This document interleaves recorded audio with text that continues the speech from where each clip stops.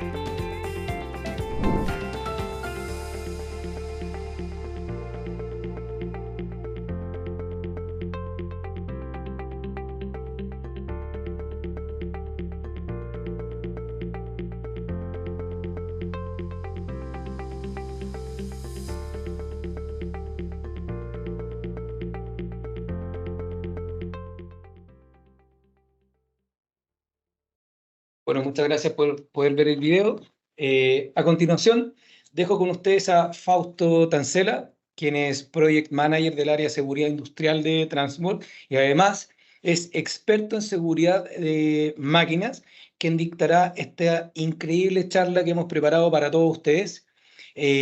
Por favor, les pedimos que en caso de tener preguntas en el botoncito de P y R, nos puedan ir dejando, ojalá, su nombre junto con la empresa a la cual pertenecen para nosotros poder agrupar todas sus preguntas y al final de la presentación de Fausto poder responder a las preguntas que ustedes nos hicieron y al tener el nombre de su empresa, ojalá Fausto pueda ser mucho más asertivo para poder dar la respuesta con la solución más concreta. Así que dejo con usted a Fausto. Fausto, todo tuyo el webinar.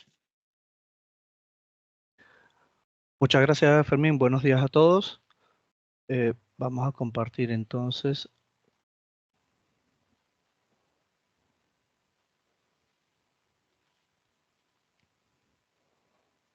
Ok.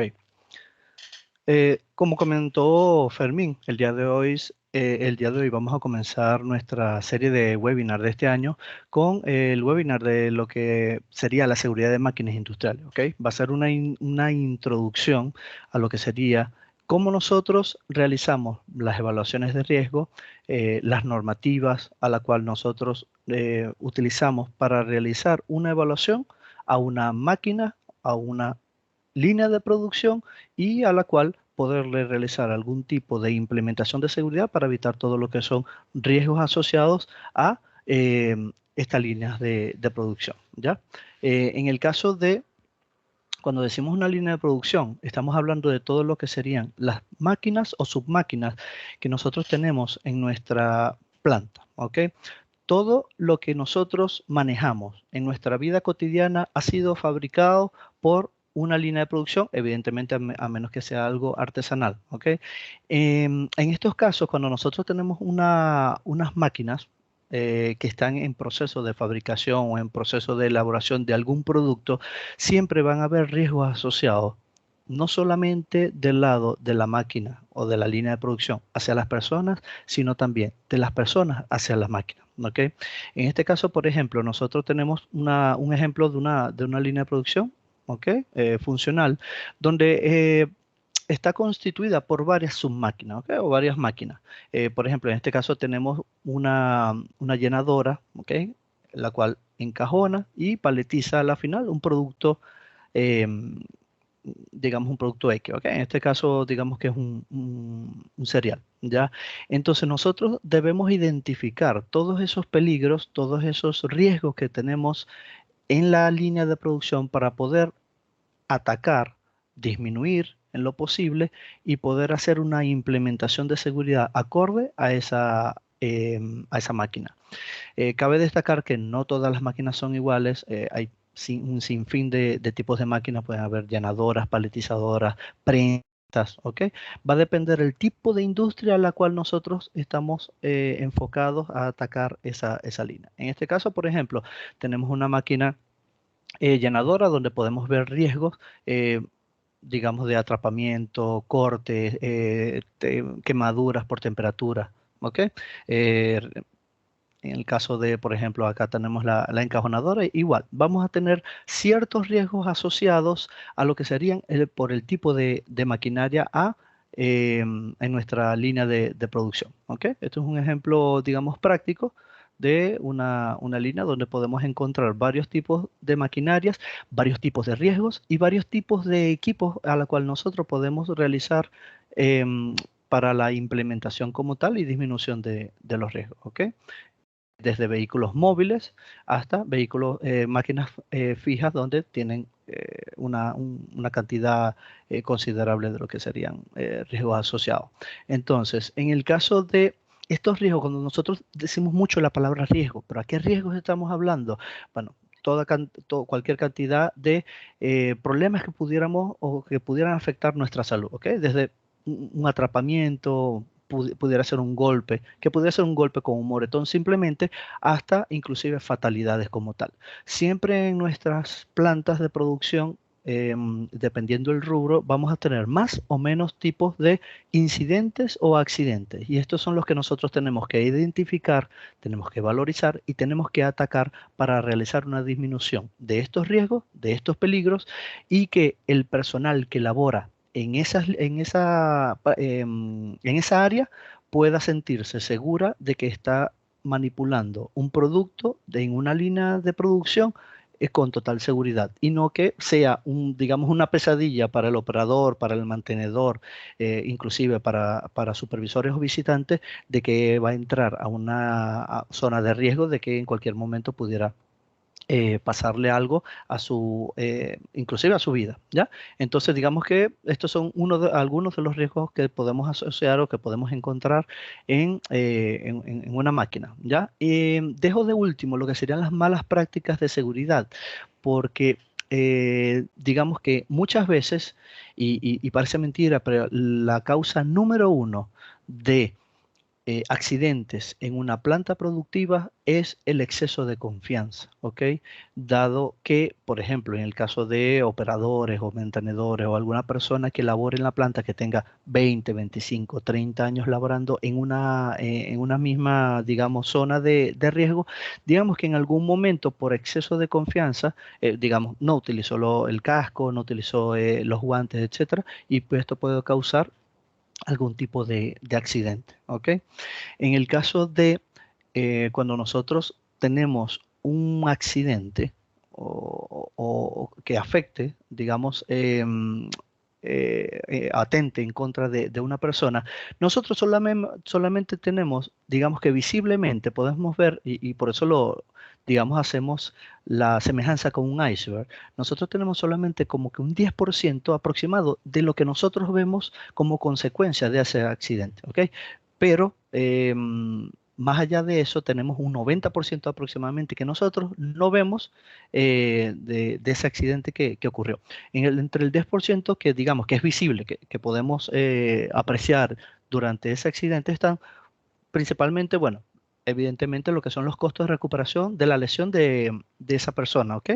Y todo lo que son las responsabilidades como tal, responsabilidad de terceras personas, responsabilidades en este caso, por ejemplo, del empleador de la planta, en caso tal, la responsabilidad del producto como tal. Pero ese 90% que nosotros, digamos que visiblemente no estamos viendo, estamos hablando de todo lo que son daños Cuando hablamos de daños, estamos hablando de daños materiales, daños de productos, ¿ok?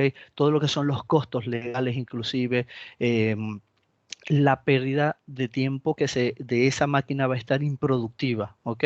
Por temas de investigaciones, cómo ocurrió el accidente, por qué ocurrió el accidente, ¿ok?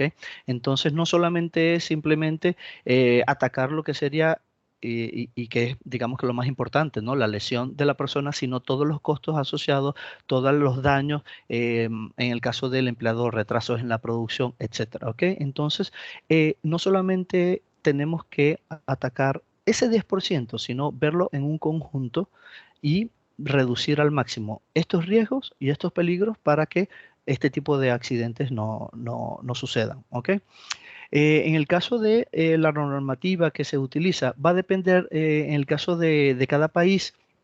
En el caso de Latinoamérica, nosotros solamente tenemos, por ejemplo, en el caso de Brasil, ¿ok? Que tiene su propia normativa, pero en el caso, por ejemplo, del Cono Sur o Latinoamérica en general, exceptuando lo que sería México y Brasil como continente y evidentemente Estados Unidos y Canadá, cada país nos tenemos que regir con la normativa vigente, actualizada, pero evidentemente internacional, ¿ok? Puede ser normativa europea o normativa norteamericana, estadounidense. En este caso, bueno, digamos que hay un símil en una normativa respecto a la otra, ¿ok? Siempre vamos a encontrar en una normativa, por ejemplo, en la europea, siempre vamos a encontrar el símil de la norma correspondiente a la normativa norteamericana, ¿ok?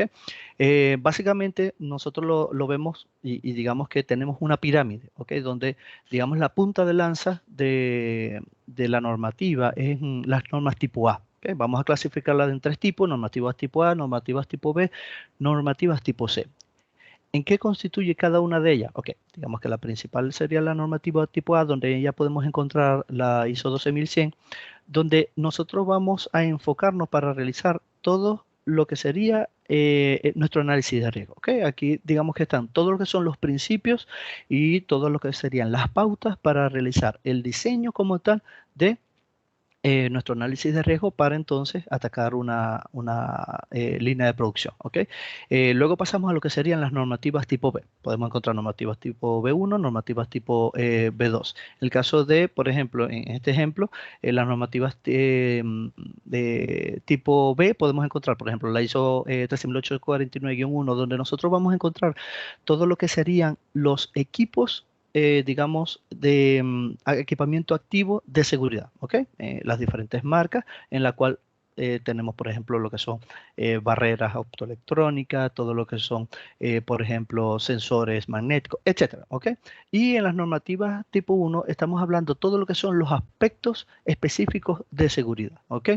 Ahora bien, cuando nosotros atacamos una máquina en específico, ¿ya? Por ejemplo, digamos, mira, tenemos en el caso de una prensa, una llenadora, una encajonadora, un robopaletizador, etcétera. Ellas ya cuentan con una normativa propia.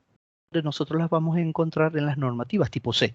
¿Ok? Por ejemplo, en este caso la ISO 12, perdón, la ISO 10218, donde estamos especificando normativas solamente para lo que serían los robots, ¿ok? Robopaletizadores, etcétera. Entonces, de esta manera ya nosotros estamos estructurando lo que sería nuestra normativa o cómo nosotros vamos a ubicar una normativa específica para lo que sería esa máquina en específico, ¿ok? En el caso de algunas normativas que se utilizan para normalmente para lo que sería una evaluación de riesgo, realizar la evaluación de riesgo, posteriormente de todo lo que sería el diseño de ingeniería, etcétera, las podemos encontrar acá. Cabe destacar, por ejemplo, de que inclusive cada equipamiento de seguridad cuenta con una normativa específica. Vamos a dar un ejemplo: no es solamente colocar una barrera de luz, es a qué altura debo colocar la barrera de luz desde el piso, la altura máxima que debe llevar, la separación a la cual debe estar con la máquina, dependiendo si la máquina tiene algún tipo de inercia que pare, etcétera. Todos esos aspectos nosotros los vamos a encontrar en esa norma específica de ese producto, ¿ok? Por ejemplo, los paros de emergencia no es simplemente colocar, mira, voy a colocar 2, 3 paros de emergencia, sino saber dónde ubicarlos, a qué altura, de qué tipo, etcétera, ¿ok? Bueno, algunos de las normativas que les comento, ¿ok? No limitándose a ellas, ¿ok?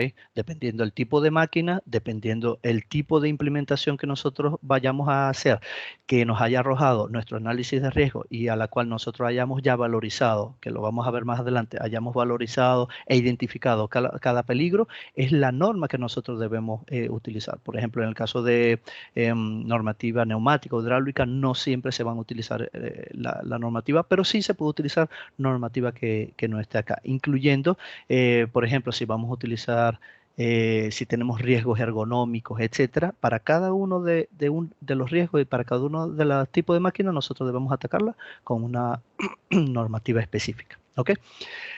Les he nombrado lo que es la evaluación de riesgo, ¿ya? Para los que no conocen la evaluación de riesgo, digamos que es el documento al cual nosotros vamos a identificar, vamos a estimar, vamos a valorizar lo que sería un riesgo específico, ¿ok? En el ejemplo que les di, por ejemplo, en el caso de esta máquina de producción, de esta línea de producción, nosotros digamos que la vamos a atacar por secciones, ¿ok? Y deberíamos identificar y valorizar cada uno de los riesgos independientemente, ¿ok? Por ejemplo, yo puedo decir, mira, en la parte de lo que sería la parte de la llenadora, por decir algo, podemos tener 10, 15, 20 riesgos asociados solamente a esta máquina, ¿ok? En esta máquina puede ser que tengamos unos 8 o 12 riesgos asociados y así sucesivamente, inclusive a lo que son las cintas transportadoras, etcétera, ¿ok? Entonces, en este sentido, nosotros tenemos que primero determinar los límites de la máquina. Cuando yo digo los límites de la máquina, son desde dónde comienza mi máquina completa, tomando en cuenta mis submáquinas o mis máquinas internas, ¿ok? En este caso, por ejemplo, yo digo, bueno, mi límite comienza desde acá hasta que termina mi línea de producción. Dado eso, yo entonces ya yo tengo los límites o ya yo tengo identificado cuál es mi máquina completa, mi línea de producción y cuáles son los límites a la cual yo voy a identificar o a comenzar a identificar esos peligros, esos riesgos que yo tengo allí que me pueden afectar, ¿ok? Entonces, luego de este paso se realiza todo lo que sería la identificación de los peligros, la identificación de cada uno de ellos, ¿ok? Pueden salir, dependiendo de la máquina, como les mencioné, pueden salir de 10, 20, 30, inclusive, muchos más, dependiendo también si la máquina es antigua, si la máquina ya tiene algún tipo de implementación de seguridad, etcétera, ¿ok? Luego de eso, vamos entonces a estimar y luego a valorizar, como quien dice, vamos a darle un nombre y un apellido, ¿ok? Vamos entonces a estimar y evaluar, porque vamos a valorizar cada uno de esos riesgos. Yo le voy a dar un número a la cual ese riesgo puede ser un riesgo alto, puede ser un riesgo extremo, puede ser un riesgo bajo, inclusive, ¿ok? Pero yo necesito darle nombre y apellido a ese riesgo, a cada uno de ellos, ¿ok? Luego de eso, entonces se realiza lo que sería el diseño como tal para determinar si ese riesgo como tal se hizo una reducción, ¿ok? ¿Se hizo la reducción? Sí, ok, finalizamos, pero finalizamos con ese riesgo. Luego pasamos a otro y así sucesivamente con cada uno de ellos, ¿ok?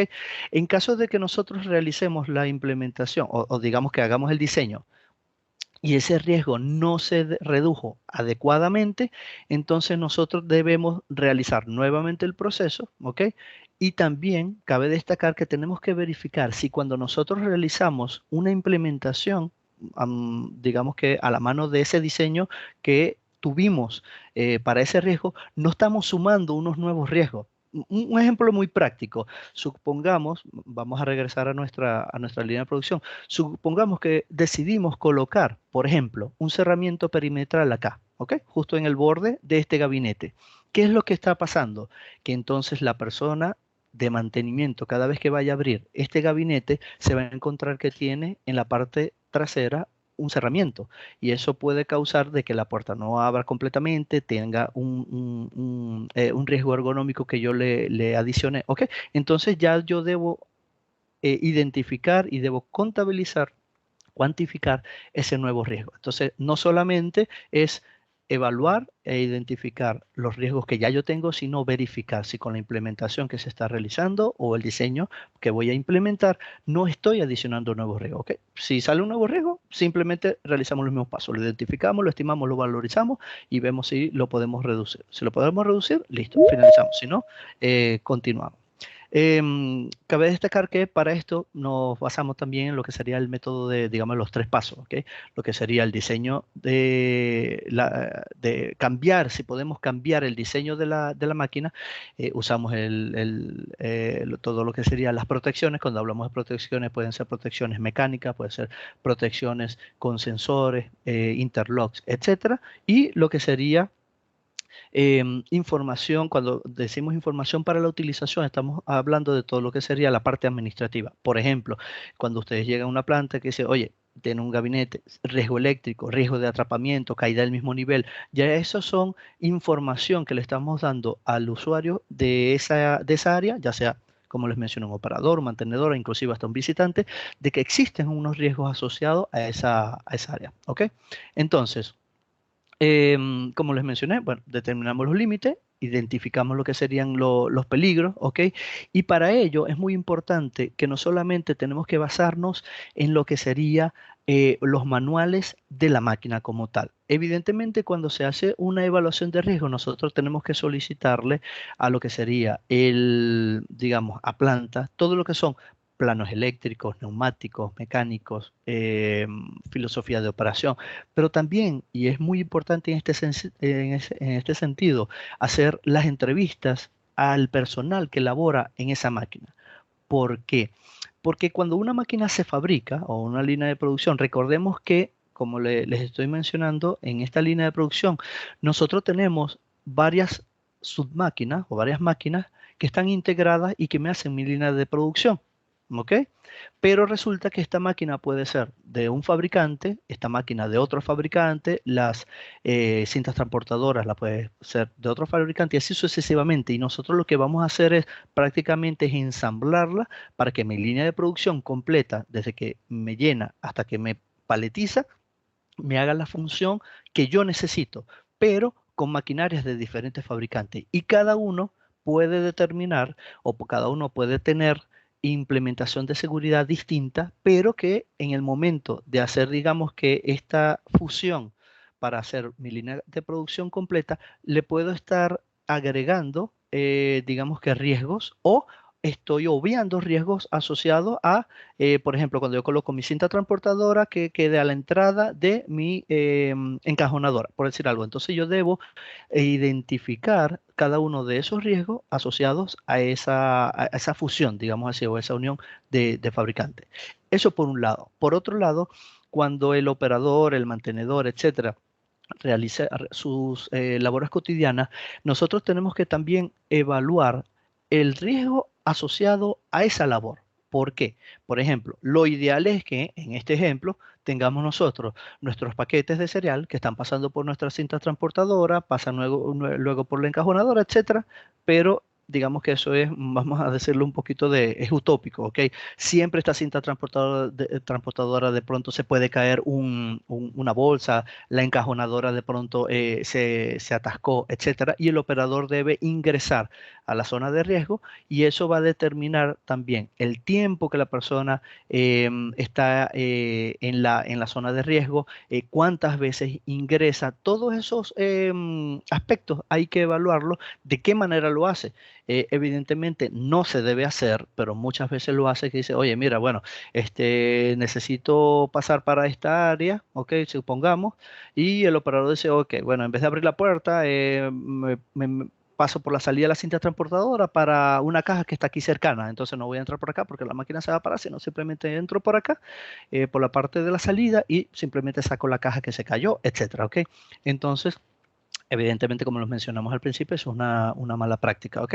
Pero pasa. Ok, sí, y pasa y es más común de lo que pensamos y está asociado directamente a lo que sería el exceso de confianza. Una persona que tenga 30 años trabajando en una línea, en una misma línea, por decir algo, por dar un ejemplo, bueno, para no exagerar, 10 años, dice, oye, no me va a pasar nada, me puedo meter por acá, y ahí es cuando posiblemente pueda ocurrir un accidente, ¿ok? Entonces, luego de eso, ¿ok? Se hace la estimación del riesgo. ¿Cómo nosotros lo podemos estimar? Bueno, tenemos varias, digamos, técnicas para poder realizar, desde la más sencilla, que sería la matriz de riesgo, gráficas de riesgo, son, digamos, técnicas bastante sencillas, hasta la más compleja, que es el cálculo para valorizar ese riesgo mediante el Hazard Rating Number, ¿ok? El HRN. Digamos que tenemos la fórmula, que la tenemos acá, donde tenemos todo lo que sería la probabilidad de ocurrencia, la frecuencia de exposición, el grado del posible daño y el número de personas en riesgo. Ojo, que esto lo tenemos que hacer. Este valor, como les he mencionado varias veces, esta valoración es por riesgo, ¿ok? Por peligro. Yo voy a calcular esta fórmula para un riesgo en específico, ¿ok? Por ejemplo, tengo el riesgo allí de atrapamiento de un engranaje. Ok, para ese engranaje en específico debo evaluar qué probabilidad puede de que pueda pasar ese accidente, la frecuencia, qué me pueda pasar. No es lo mismo desde un golpe, un rasguño, hasta que posiblemente pueda tener una pérdida de una extremidad, ¿ok? De una falange, etcétera. Y también influye lo que sería el número de personas. Por ejemplo, plantas donde tenemos 2 turnos, 3 turnos que trabajen 24 horas, los 7 días de la semana, evidentemente tenemos un aumento de lo que sería la probabilidad de un accidente que un operador que trabaje en un solo turno, ¿ok? Supongamos, un ejemplo. Entonces, nosotros tenemos lo que sería la probabilidad de ocurrencia, tenemos cada uno de los valores, desde, bueno, casi imposible que pueda ocurrir un accidente, hasta ciertamente o indudablemente puede ocurrir un accidente, ¿ok? Todo lo que sería la frecuencia de exposición, si el operador está allí constantemente, o cada hora debe entrar, mira, no, más o menos aproximadamente cada hora el operador tiene que entrar porque en una lata de bebida se cayó y él tiene que entrar y para enderezarla, o en el ejemplo que estamos dando, una bolsa de cereal se cayó, debe entrar para sacarla, o sea, toro, etcétera, ¿ok? Y evidentemente lo que sería el número de personas que trabajan allí, desde una o bueno, hasta más de 50 personas, y el grado que pudiera, perdón, de daño que pudiera tener esa o esas personas, ¿ya? Desde un rasguño, un moretón por un golpe, ¿ok? Hasta inclusive una fatalidad. Entonces, en base a eso, me va a arrojar, lo colocamos en la fórmula y nos va a arrojar un número. Supongamos que nos dio, no sé, 85, ¿ya? Nosotros lo buscamos en nuestra tabla, ¿ok? 85 caería acá, es un riesgo alto. Entonces, evidentemente nosotros, ¿el riesgo es aceptable? No, ¿ok? Debemos hacer una reducción del riesgo. ¿Ok? Si evidentemente el riesgo es despreciable, bueno, finalizamos y pasamos a otro riesgo. Mira, el próximo riesgo es un riesgo de atrapamiento porque hay, digamos, en la parte de llenado, ¿ya? Y así sucesivamente. Pero ¿qué pasa en el caso de que no es aceptable, es un riesgo alto, un riesgo muy alto, etcétera? Debemos entonces atacar ese riesgo, ¿ok? Reducir ese riesgo. ¿Y cómo lo vamos a hacer? Ok, ahí es donde vamos a implementar lo que dependiendo del tipo de máquina, dependiendo del tipo de riesgo, nosotros podemos atacar mediante protecciones mecánicas, protecciones con equipamiento de activo, sensores, barreras, etcétera, ¿ok? Entonces, vamos a dar un ejemplo práctico, ¿ok? Por ejemplo, tenemos, digamos que esta cadena a la cual está a alta velocidad, ¿ok? En una cinta transportadora, y nosotros evaluamos, ¿ok? Digamos que, bueno, tenemos lo que sería la probabilidad, la frecuencia, ¿ok? Vamos a valorizar en ese estado cómo está, ¿ok? Y nos dio un riesgo alto. ¿Ok? Fíjense que me dio un valor de 80 aproximado, que caemos en el mismo rango de anterior, y me dio que el riesgo es alto. Entonces, oye, evidentemente no podemos pasar a otro riesgo, debemos atacarlo. ¿Cómo podemos atacarlo? Y acá quiero hacer una salvedad. No necesariamente una línea de producción la vamos a proteger cerrándola, ¿ok? Esa es muchas veces, digamos que empresas que no están certificadas en lo que es la parte de seguridad de máquina, y ojo con esto, pueden tener una vasta experiencia en lo que es automatización, pueden tener una empresa que tenga 35 años en la parte de automatización y que tenga cientos de proyectos efectuados en la parte de automatización convencional, puede no tener lo que serían las bases para evaluar y realizar una implementación de seguridad. Por eso se exige que en la parte de seguridad o de implementación de seguridad, la empresa o por lo menos el personal que labora en la parte de la realización de la evaluación de riesgo sea un personal que esté certificado como en seguridad de máquina, ¿ok? ¿Por qué? Porque este documento, y se los voy a mencionar, este documento, lo que sería la evaluación de riesgo, es un documento vinculante, un documento legal de que la persona se hace responsable con su firma de que eh, identificó y mitigó esos riesgos. En el caso de que ocurra un accidente y sobre todo si existen pérdidas de extremidades o inclusive fatalidades, evidentemente lo que se realice en la auditoría, lo primero que van a validar es dónde está mi análisis del análisis de riesgo de esta máquina, quién lo certificó y por qué ocurre el accidente. Eso es lo primero que van a solicitar. Entonces, debe tener un análisis asociado a esa línea de producción y si todo está bien, oye, pudo haber pasado el accidente por, bueno, digamos que un exceso de confianza, digamos que si todos los elementos mecánicos, eléctricos, electromecánicos funcionaron, puede ser causante, puede ser a causa de otra, de otra causa, vamos a decirlo así, valga la redundancia, ¿ok? Entonces, en este caso, cuando se hace digamos, el cálculo en este riesgo, nosotros no necesariamente tenemos que cerrar la máquina. Y eso es lo que muchas veces, muchas empresas que no están o no son expertas en lo que es la parte de seguridad de máquina, lo primero que hace es, ok, vamos a hacer un cerramiento total de la máquina y que cada vez que se abra la puerta, simplemente para que el operador entre a sacar un empaque que se atascó, la máquina totalmente va a parar. Esa es la forma fácil, vamos a hacerlo así, ¿ok? Y muchas veces, a lo mejor muchos de ustedes en sus plantas o si han ido a una planta a hacer algún tipo de implementación, han visto este tipo de soluciones. ¿Funciona? Ok, vamos a decir que sí. ¿Es lo ideal? No. ¿Por qué?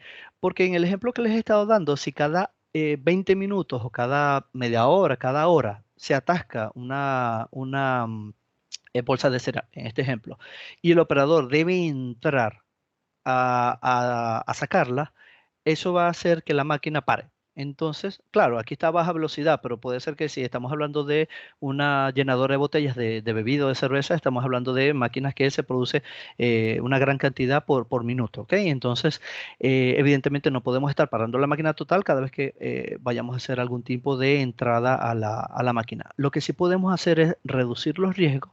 ¿Para qué? Evidentemente, si el operador debe meter, por ejemplo, la mano o estar en un área donde sí se debe parar la máquina, bueno, separe esa sección de la máquina. Yo en esta línea, por ejemplo, fácilmente yo puedo parar esta línea, ¿ok? Yo puedo abrir esta, evidentemente, porque allí voy a meter evidentemente la mano y si hay riesgo, y parar esta parte, ¿ok? Pero no necesariamente voy a parar, digamos que aguas abajo. Empaquetando, inclusive, si la cinta atrapadora funciona, porque solamente voy a parar la parte de la llenadora, yo puedo tener mi línea aguas abajo funcionando hasta que evidentemente se acaben el producto por fase, ¿ya? Empaquetó acá, siguió acá la caja, paletizó y así. Igual, si yo paro esta sección de la máquina, evidentemente ahí sí debo parar aguas arriba de la máquina, ¿ok? Pero aguas abajo puedo continuar. Entonces, ¿qué pasa? Que cuando yo tengo un cerramiento, un vallado perimetral completo, esto me va a sí o sí de pronto hacer un paro general y es lo que debemos evitar porque allí vamos a tener entonces a producción negándose evidentemente a lo que sería la implementación de seguridad. Van a decir, oye, mira, después que hicieron la implementación de seguridad, la producción me ha caído en un porcentaje alto porque cada vez que debo ingresar o el operador o hacer un mantenimiento, la máquina se para completa. Entonces, allí hay que saberlo atacar y no meterse eso en la cabeza, no hacer un cerramiento completo de lo que sería la máquina. Se puede hacer una implementación sin necesidad de hacer un cerramiento completo. Entonces, en este ejemplo que estamos teniendo, ok, tenemos un riesgo alto, vamos a hacer una implementación. ¿Qué podemos hacer? Ok, vamos a ponerle con una protección mecánica, ok, para evitar de que, por ejemplo, yo pueda coloqué la mano en la parte superior y pude tener un atrapamiento aquí. Y realizamos nuevamente lo que sería mi valoración. ¿Ok? Vamos a verificar. Y resulta, ¿ok?, que sí bajó, pero el riesgo todavía quedó muy bajo. ¿Por qué? Porque yo todavía puedo meter un dedo acá. ¿Ok? Em, digamos que la probabilidad de ocurrencia y la frecuencia baja, sí, pero todavía existe. E igual, si yo meto el dedo allí, igual voy a tener un daño alto, porque evidentemente puedo perder un dedo, una falange, ¿ok? Entonces, tengo este riesgo muy bajo. Ok, vamos a, ¿riesgo aceptable? No. Vamos a ver de qué otra manera podemos atacarlo, ¿ok? Bueno, hacemos un cerramiento, digamos que total acá, y evidentemente allí lo que sería la probabilidad disminuye considerablemente, y cuando yo evalúo nuevamente ese riesgo como tal, quedó como un riesgo despreciable. Entonces, allí es cuando yo puedo decir, ok, ya yo tengo mi diseño, mi solución para ese riesgo finalizó, sí, pasemos al otro riesgo. Y así sucesivamente con cada uno de los riesgos, ¿ok? En mi evaluación de riesgo, como les mencioné, puedo tener un X cantidad de riesgos, 35, 40 riesgos, dependiendo de la máquina, el tamaño, etcétera, y debemos atacarlo de esta manera, uno a uno. Todo esto basado al tipo de máquina y a la normativa correspondiente. Entonces, como les mencioné anteriormente, bueno, se hace el método de los tres pasos. Primero, se puede cambiar el diseño, ¿ok? Yo puedo decir, oye, mira, por ejemplo, esta máquina simplemente con cambiar el diseño metal mecánico, yo puedo disminuir ese riesgo. Sí, listo. Si no, ok, vamos a realizar lo que serían las implementaciones de protección, ¿ok? Protecciones mecánicas, metalmecánicas, eléctricas, etcétera, ¿ya?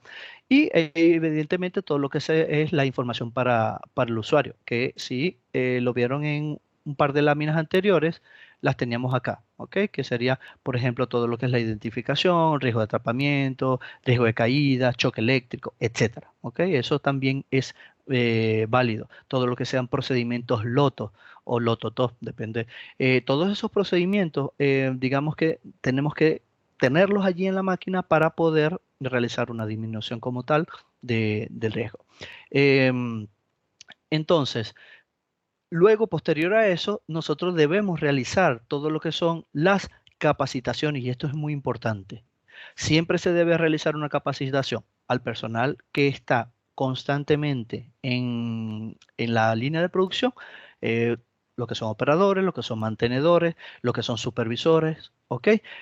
No solamente en lo que sería el nuevo, digámoslo así, el nuevo funcionamiento de la máquina, porque ahora ellos, de pronto la persona simplemente cuando se caía una bolsa de cereal, simplemente llegaba, la sacaba y listo. Ahora debe realizar un procedimiento para poder entrar, hacer un paro o solicitar un paro de esa sección de la máquina, cuando tiene el permisivo y la máquina paró totalmente, que no tenga ningún tipo de inercia, realizar el procedimiento, salir, etcétera, ¿ok? Entonces, todas las capacitaciones de operación y también de mantenimiento de los sistemas debe realizarse a todo el personal posteriormente para que estén en capacidad de poder realizar algún tipo de modificación, no, ojo, no modificación de programa, sino modificación en el sentido de la operación, ¿ok? Lo que sería el trabajo, pero ya trabajando y laborando en una zona que el riesgo es mínimo, ¿ok?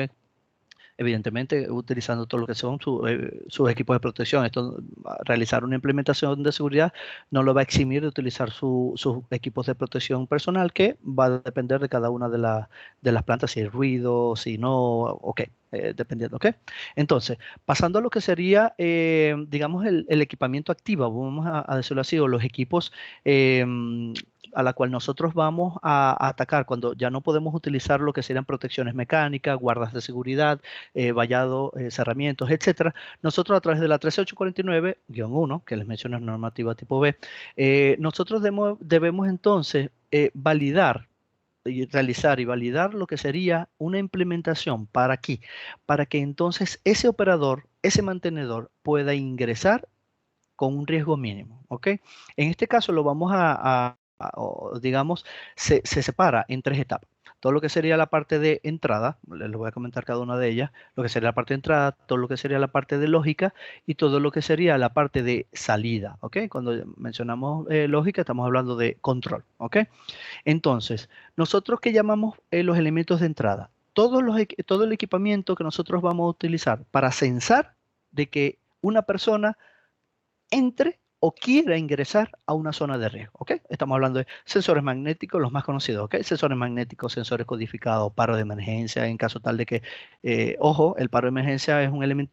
Un paro de emergencia se presiona, no se debe realizar como un paro normal de la máquina. Siempre se debe utilizar cuando hay una visualización de que puede haber un incidente o un accidente, ¿ok? No se debe utilizar como un control convencional de, mira, necesitamos parar la máquina, bueno, vamos a pararla por acá.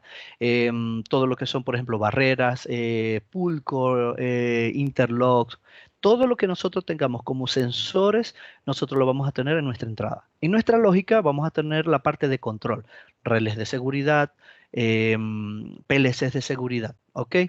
Y en la salida vamos a tener el elemento final a la cual nosotros vamos a desactivar a través de nuestro control, ¿ya? Voy a mencionar algo muy importante en la parte de la lógica y de control para que sirva como base para la parte de la salida. En la parte del control, muchas veces nosotros vemos, y sobre todo en máquinas antiguas, donde podemos encontrar que los sensores o la parte de entrada, vamos a decirlo así, la parte de sensórica, está instalada al PLC de control.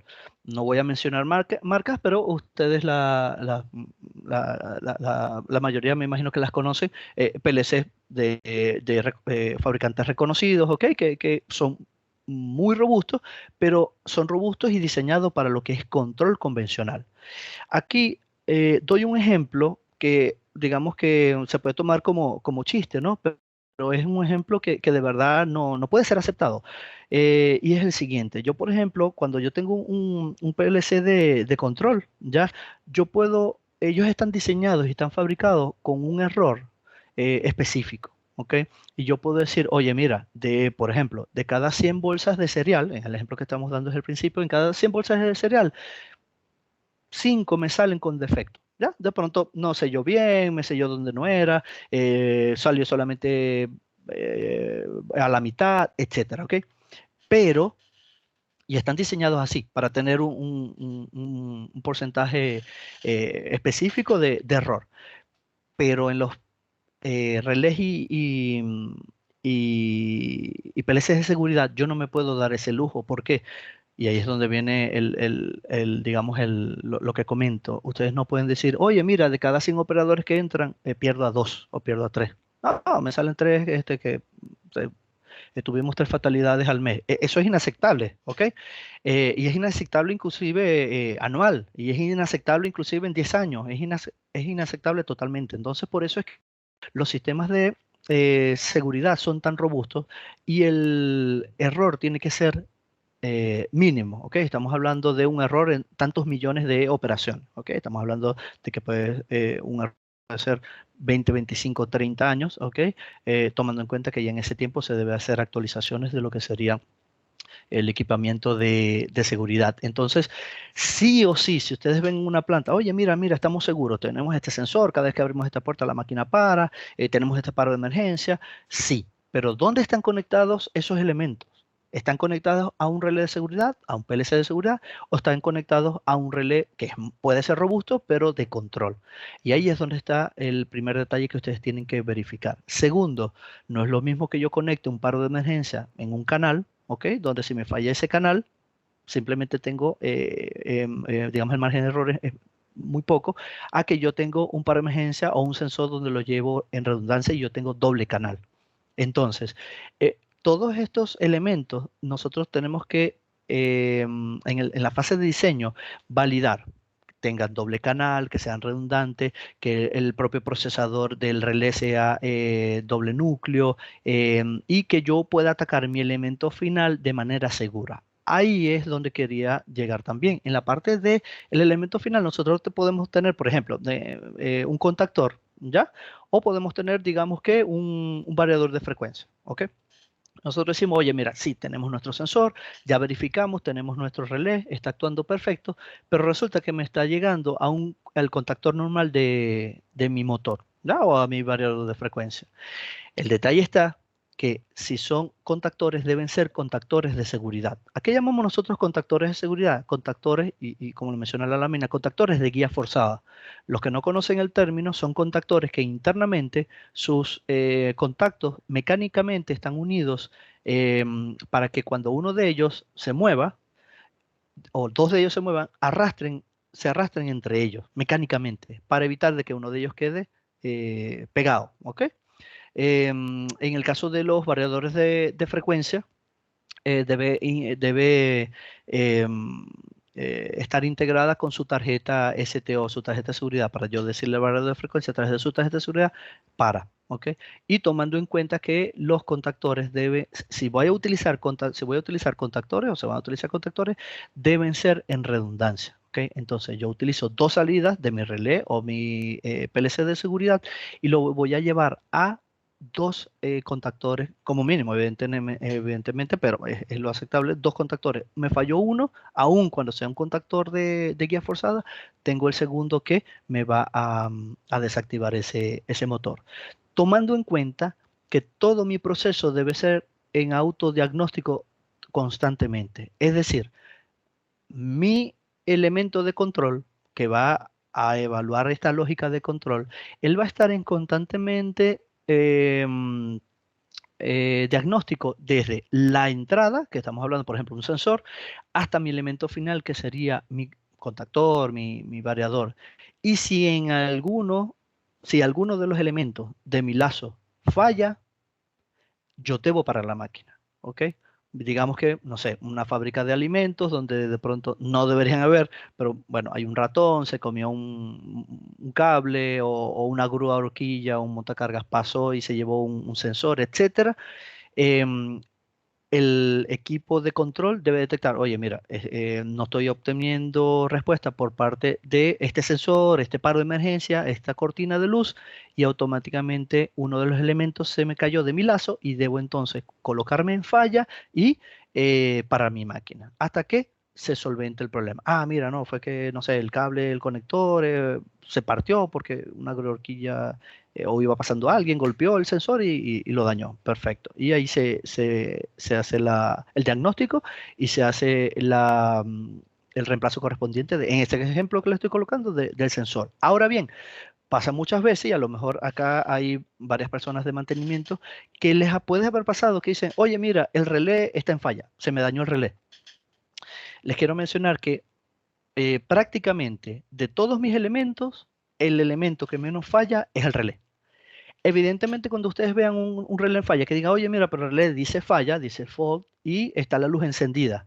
Sí, pero se debe evaluar si lo que está es diagnosticando que ahí está la luz encendida porque hay un error en la entrada o que hay un error en el feedback del contactor, o sea, en el retorno del contactor, y es un error de la salida o es de cable. Entonces, muchas veces nosotros debemos evaluar y atacar es la parte externa, porque la mayoría, y esto se los digo con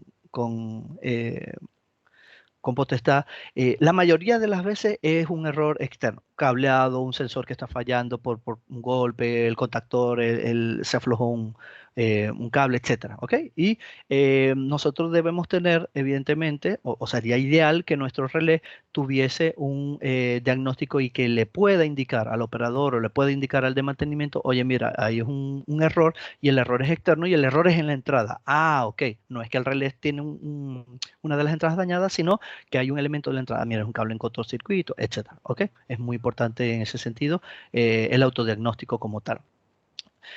Pasando, bueno, ya lo que sería la parte de equipamiento como tal. Bueno, nosotros como Transworld Chile y Transworld Perú, nosotros somos los representantes oficiales exclusivos de lo que sería la marca Pils, ¿ya?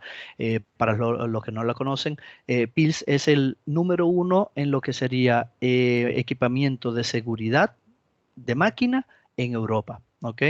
Pils cuenta con 42 subsidiarias en los países donde, digamos, tienen el mercado local atacado. ¿Ok? En el caso de América, tiene subsidiarias lo que sería Estados Unidos, Canadá, México y Brasil. Pero Pils no distribuye directamente o no, digamos, no vende productos directamente a clientes, sino simplemente es para suplir el mercado local a través de los sales representative o los system partner, ¿ok? En el caso de los países donde no cuenta con lo que sería una subsidiaria, como por ejemplo el caso de Chile, el caso de Perú, el caso de Argentina, e inclusive todos los demás países de América, o la mayoría de los países de América, cuenta con lo que serían los sales representative, a la cual nosotros somos el sales representative para lo que sería Chile eh, y Perú. ¿Ok? De igual forma, nosotros a través del corporativo de ciertas empresas, nosotros podemos, digamos que, llegar a ciertos mercados de ciertos países donde de pronto haya un system partner o haya un sales representative, pero que por el corporativo decidan estandarizar que sea el mismo distribuidor y sea el mismo integrador que realice la implementación en otra localidad, en otro país. ¿Ok? En el caso de las soluciones que nosotros tenemos para lo que sería lo que les he mencionado, nosotros contamos con todo el portafolio de sensores y control que podemos manejar para una solución específica o una necesidad específica de algún cliente. En el caso de, por ejemplo, al tener Pils se ha desarrollado y se ha enfocado solamente en lo que es la parte de seguridad de máquina. Pils no tiene ningún tipo de desarrollo en lo que es la parte de control convencional, para decirlo así. El portafolio de Pils es sumamente amplio en este sentido para atacar los diferentes soluciones y diferentes tipos de máquinas como tal. Todo esto, como les mencioné, basado en lo que sería la normativa vigente. Nosotros digamos que nuestras industrias principales que se atacan, evidentemente todo lo que es alimentos y bebidas, food and beverage, packaging, prensas, minería, etcétera, ¿ok? No solamente limitándonos a esto, nosotros tenemos inclusive como Transworld, nosotros tenemos casos de éxito en sistemas ferroviarios acá en Chile, tenemos casos de éxito en observatorio, etcétera, pero digamos que los principales son estos, ¿no? Acá food and beverage, packaging, prensas, etcétera, ¿ok? En el caso de el portafolio, como los mencioné, contamos desde sensores, todo lo que es la parte de relés configurables, programables, no programables, todo lo que son los PLC modulares, HMI, todo lo que es la parte de SCADA, inclusive el software, etcétera. Cabe destacar en la parte del software que nosotros no contamos con una licencia anual, como muchos fabricantes tienen que, oye, mira, anualmente me tienes que comprar la licencia para este relé que adquiriste. No, nosotros simplemente una licencia que está muy por debajo de inclusive no llega ni siquiera a $800 y te sirve para todas las versiones, inclusive atacar todas las familias de ese mismo relé e inclusive puedes actualizarlo hasta que la vida útil de ese equipo, ¿no? De ese relé. Entonces, bueno, para resumir, nosotros en nuestro proceso de seguridad de máquina hacemos una evaluación de riesgo como tal, ¿ok? Nuestro primer paso sería la evaluación de riesgo. Luego entonces tenemos nuestro concepto y nuestro diseño de seguridad, ¿ok? Donde nosotros aquí vamos a decir, oye, tenemos que atacar, si hicimos a través de la evaluación de riesgo, tenemos que atacar estos riesgos de esta manera, se hace el diseño de seguridad y posteriormente a eso se hace la integración como tal. Se hace la implementación de seguridad.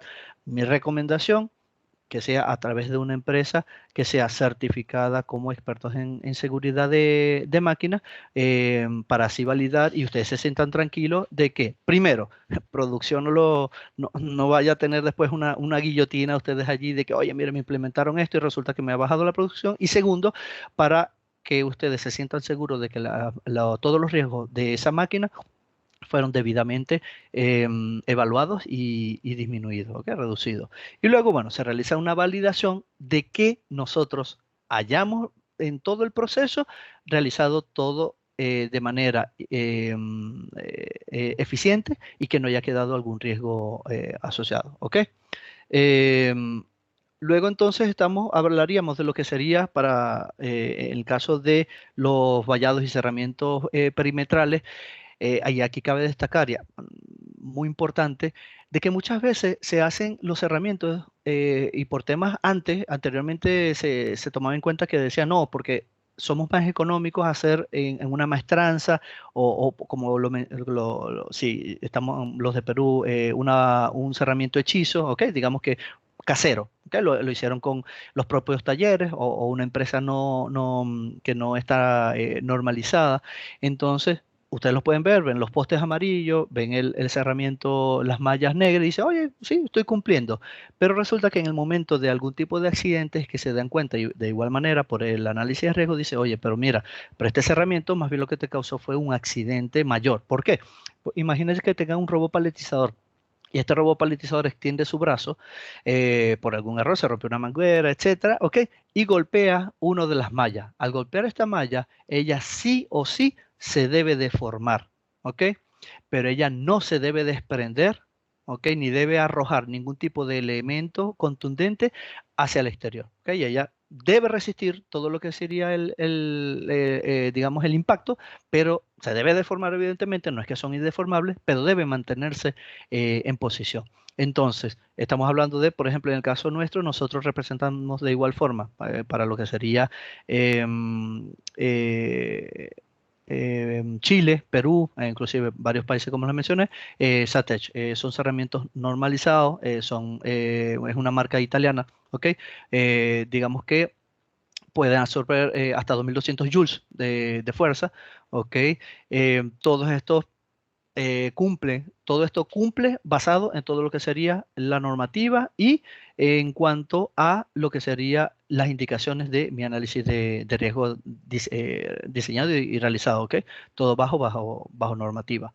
Estamos hablando de que son totalmente modulares, una sola persona inclusive lo puede realizar la instalación. ¿Ya? Puede hacer cargar, ¿no? Son livianos, ¿ya?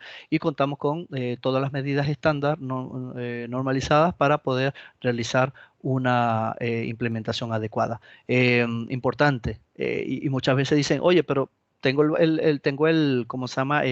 Tengo mi poste, tengo mi reja y cumple porque le coloqué a la distancia. Mira, ahí me dice que la distancia la coloqué igual a los 140 milímetros, que serían 14 centímetros.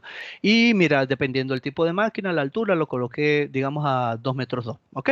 Sí, pero como les mencioné, no solamente debe no deformarse, sino que debe tener ciertas características que hagan que cumplan con la normativa. Por ejemplo, que sea antiescalada, de que la persona no pueda, el tipo de malla, ¿ok? Sea lo suficiente y que estén electrosoldados, lo que serían la malla como tal, para evitar de que la persona pueda escalar la malla y saltarse. Ustedes dirán, oye, ¿pero quién se la va a saltar? Créanme que en más de una planta he visto de que sí, se saltan para evitar, tienen algún tipo de incidente y para evitar que la máquina se pare al abrir la puerta, simplemente se saltan o la desmontan para poder ingresar y hacer la labor, ¿ok? En el caso de la visibilidad también, nosotros tenemos que tener una visibilidad total de la máquina para evitar de que con el cerramiento no pueda hacer algún tipo de inspección desde la parte exterior, ¿ok? Y evidentemente por el tamaño de la rejilla estamos hablando de 17 por 97 milímetros.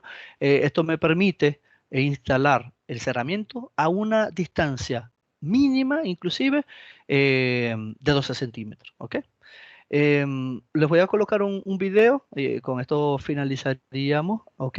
Para que puedan ver, digamos, la manera tan fácil y completa de que podemos realizar una implementación en caso tal de lo que sería la parte de seguridad.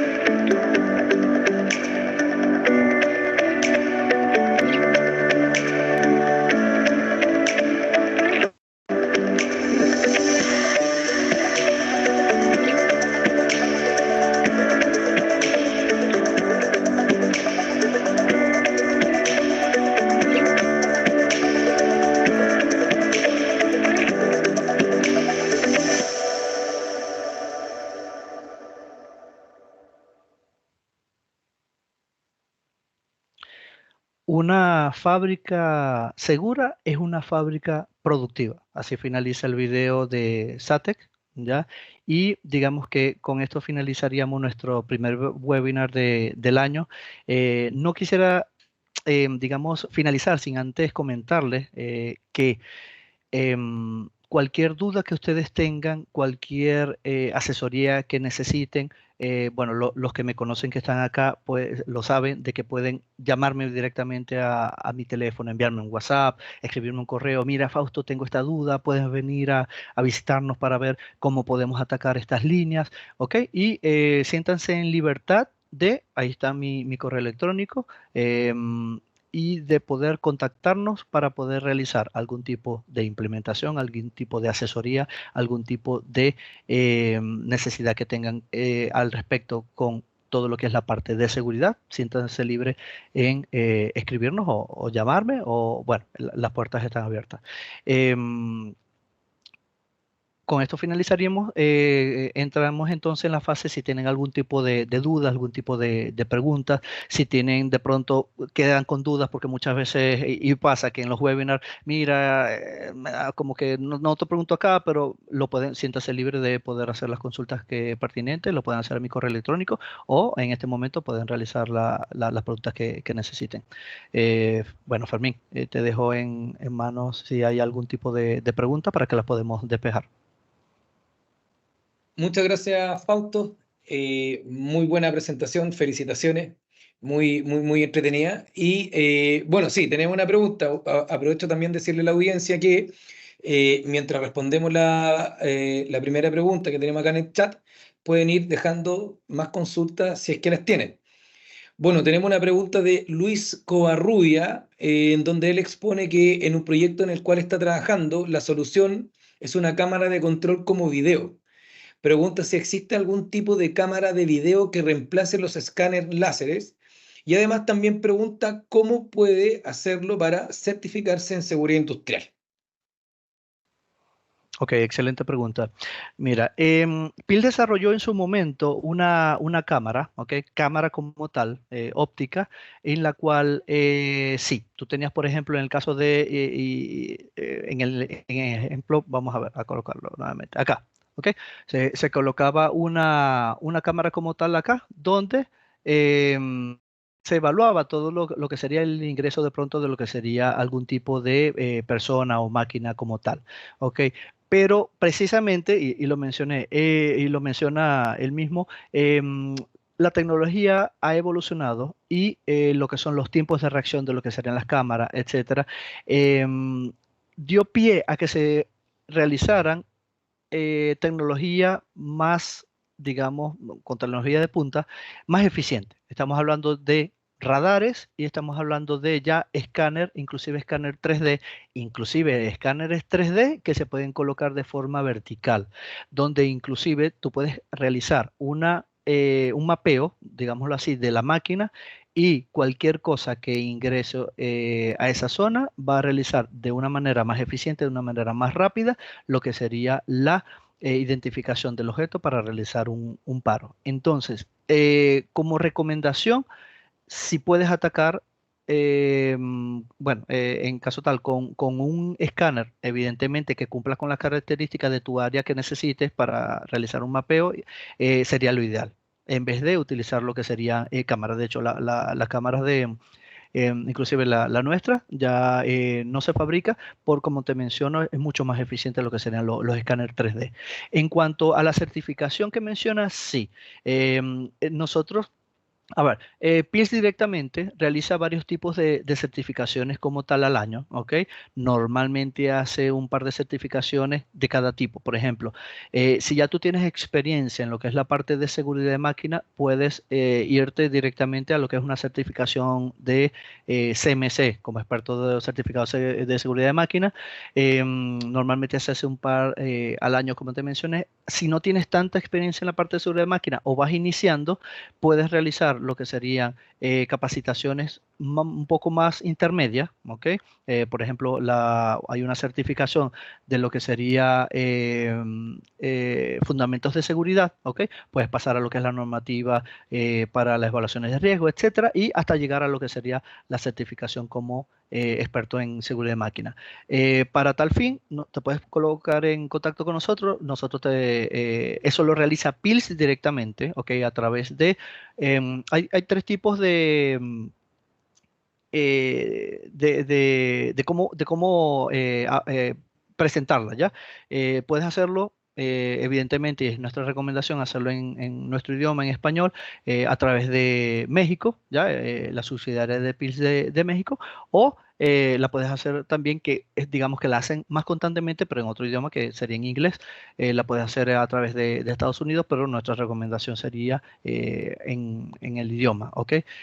Nosotros te canalizamos para hacer todo lo que sería el pago, etcétera. Lo importante acá es que la certificación se está realizando a partir de la pandemia, se está realizando de forma online. Digamos que es un par de semanas que dura la capacitación, 4 horas diarias, y a la final tienes un examen que debes aprobar y debes aprobar con un porcentaje para poder entregar la certificación. Muchas veces me preguntan, ¿y si no apruebo el examen? Bueno, tienes otra oportunidad sin ningún tipo de costo para presentarlo y poder certificarte. La certificación tiene una duración de 5 años y luego se hace una recertificación, que es un examen mucho más sencillo, ¿ok? Pero te podemos canalizar a través de nosotros, te podemos inclusive hacer la inscripción, etcétera, para que puedas hacer tu certificación, la CMC, o si optas por las básicas, te podemos enviar toda la información, el temario, etcétera, para que tú mismo decidas o ustedes mismos decidan a cuál certificación quisieran atacar primero y luego poder ir avanzando. eh,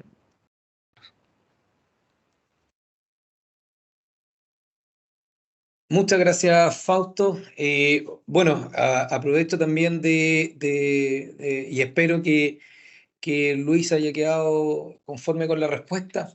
Aprovecho de invitarlos para el próximo 25 de enero a las 11 horas Chile a un webinar que tratará sobre data center con fibra óptica de 100 gigas, dictado por Gustavo Durán, que es Regional Manager de LS Cable and System.